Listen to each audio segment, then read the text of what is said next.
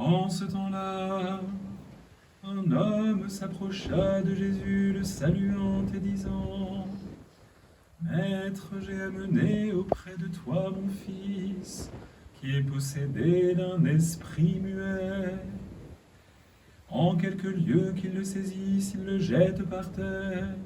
L'enfant écume, grince des dents et devient tout raide. J'ai prié tes disciples de chasser l'esprit, et ils n'ont pas pu. Race d'incrédules, leur dit Jésus, jusque à quand serai-je avec vous? Jusque à quand vous supporterai-je? Amenez-le-moi. On le lui amena. Aussitôt que l'enfant vit Jésus, l'esprit l'agita avec violence. Il tomba par terre et se roulait en écumant. Jésus demanda au Père combien y a-t-il de temps que cela lui arrive. Depuis son enfance, répondit-il. Et souvent l'Esprit l'a jeté dans le feu et dans l'eau pour le faire périr. Mais si tu peux quelque chose, viens à notre secours, par compassion pour nous. Jésus lui dit: si tu peux, tout est possible à celui qui croit. Aussitôt le père de l'enfant s'écria: je crois, viens au secours de mon manque de foi. Jésus, voyant accourir la foule, menaça l'esprit impur et lui dit: esprit muet et sourd, je te l'ordonne, sors de cet enfant et n'y rentre plus. Et il sortit en poussant des cris et en l'agitant avec une grande violence.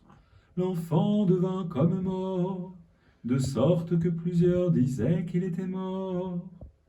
Mais Jésus, l'ayant pris par la main, le fit lever, et il se tint debout. Quand Jésus fut entré dans la maison, ses disciples lui demandèrent en particulier: pourquoi n'avons-nous pas pu chasser cet esprit? Il leur dit: cette espèce-là ne peut sortir que par la prière et le jeûne. Ils partirent de là et traversèrent la Galilée. Jésus ne voulait pas qu'on le sût, car il enseignait ses disciples et leur disait: le Fils de l'homme sera livré entre les mains des hommes.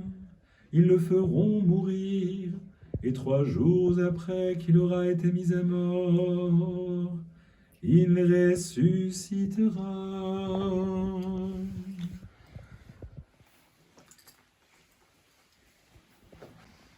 Au nom du Père, du Fils et du Saint-Esprit. Amen. Aujourd'hui, bien chers frères et sœurs, nous fêtons le 4e dimanche du Grand Carême que l'Église a placé sous la protection de Saint Jean, qu'on appelle Saint Jean Climaque. C'est son surnom, puisque Climax en grec signifie l'échelle, et Saint Jean est un moine du Sinaï qui a vécu au 7e siècle et qui est connu pour avoir écrit cet ouvrage de spiritualité, d'abord destiné aux moines, mais que chaque chrétien, même laïque, peut lire avec profit, et qui s'appelle l'Échelle sainte ou les nouvelles tables de la loi.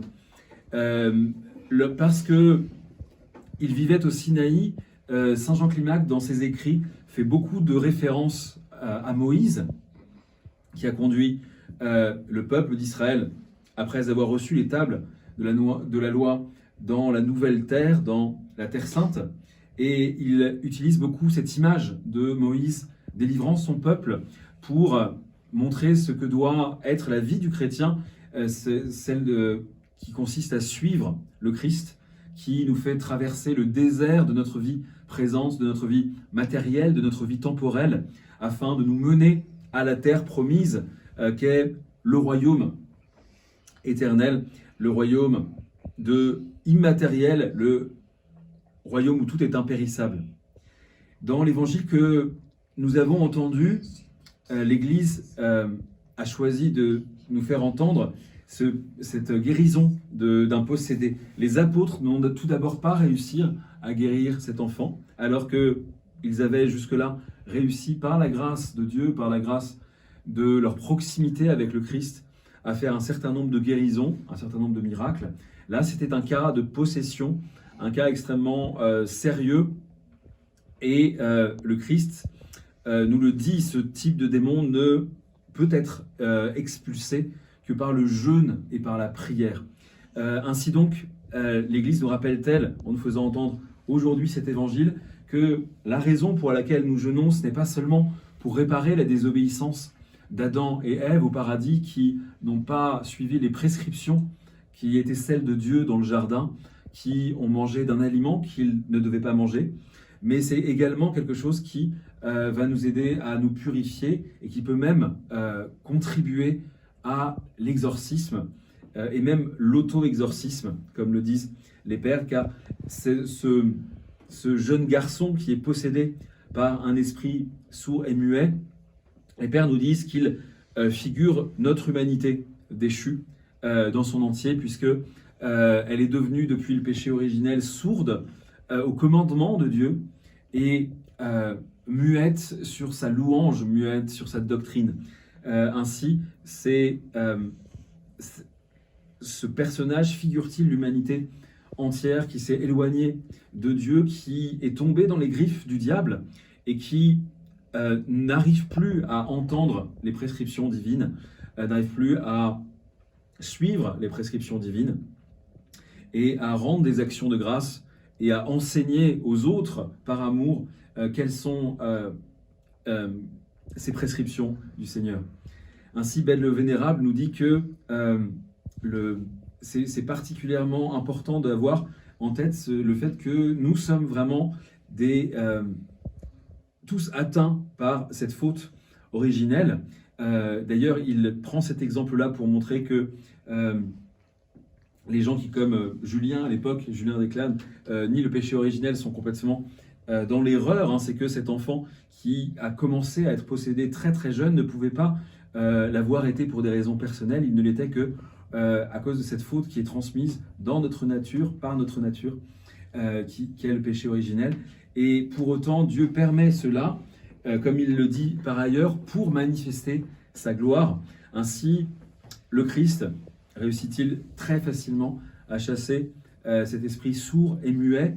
Et après que cet enfant a été dit mort, car il a dû rester quelques minutes comme endormi, le Christ le fait se relever par la main. Ainsi en est-il de nous qui avons besoin pour nous délivrer de nos passions, nous délivrer de nos péchés. Nous avons besoin que le Christ nous en délivre. Nous avons besoin de sa grâce qui vienne nous chercher, car tout comme ce jeune garçon, tout seul par nos propres forces, nous ne pouvons rien faire. Nous ne pouvons que gémir, nous ne pouvons que subir ces assauts de nos passions intérieures, ces assauts des tentations, ces assauts du monde extérieur autour de nous, qui nous poussent à cette conduite insensée, à cette conduite de sourd-muet, c'est-à-dire de quelqu'un qui n'entend pas la voix de Dieu en son cœur, quelqu'un qui ne parle pas et ne tourne pas sa vie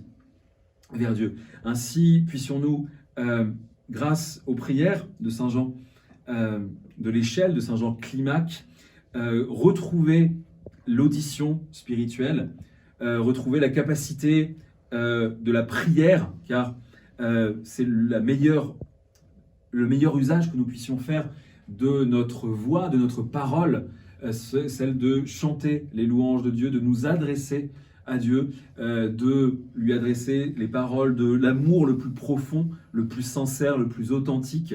Ainsi, ne serons-nous plus les sourds-muets que nous sommes tous encore, chacun avec peut-être des petites nuances, mais nous sommes toujours trop loin de Dieu, tant que nous ne sommes pas baignés dans la sainteté, comme l'a été notre Père Saint Jean de l'Échelle, tant que nous ne sommes pas baignés transfigurés par la lumière de Dieu, et tant que nous n'avons pas encore réussi à gravir cette échelle. Car pourquoi a-t-il appelé son ouvrage l'échelle sainte? C'est parce que il nous rappelle qu'il y a 33 degrés, comme le nombre des années de la vie terrestre de notre Seigneur, pour monter jusqu'au ciel.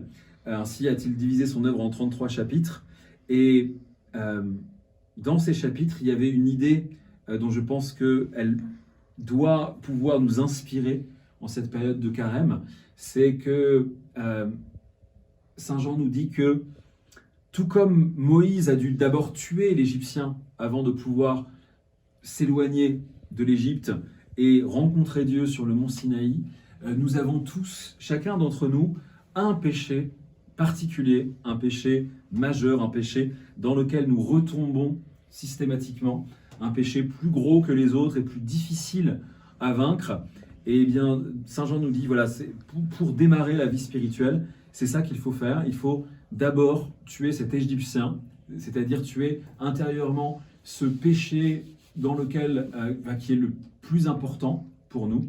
Donc il faut que chacun d'entre nous réussisse à déterminer quelle est sa pire habitude, quel est son péché le plus récurrent, pour se focaliser d'abord, focaliser son énergie pour combattre ce péché, afin de commencer ensuite l'ascension vers Dieu. Puissions-nous être victorieux de l'Égyptien, comme l'a été Saint Jean Climac, comme l'a été notre Père Moïse, et rencontrer spirituellement Dieu sur la montagne sainte, au nom du Père, du Fils et du Saint-Esprit. Amen.